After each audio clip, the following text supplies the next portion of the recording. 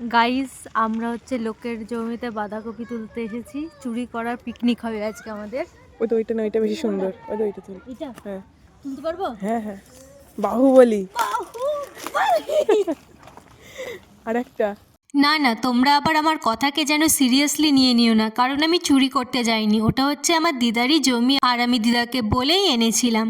আচ্ছা, লোকে যদি আমাদের জমিতে চুরি করতে পারে, তাহলে আমরা কেন লোকের জমিতে চুরি করতে পারবো না? তো যাই হোক, এইসব কথা না হয় বাদই দিলাম। আর আজকে আমাদের পিকনিকে যেসব মেনু হচ্ছে, আশা করি এইসব মেনু তোমরা আগে কারোর পিকনিকে হতে দেখোনি।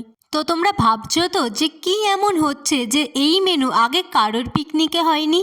মানে ওই আর কি, আমাদের একটু একটু বেগুন ভর্তা খেতে ইচ্ছে হচ্ছিল, আর আমরা পিকনিকের মেনুতে বেগুন ভর্তা অ্যাড করে দিই।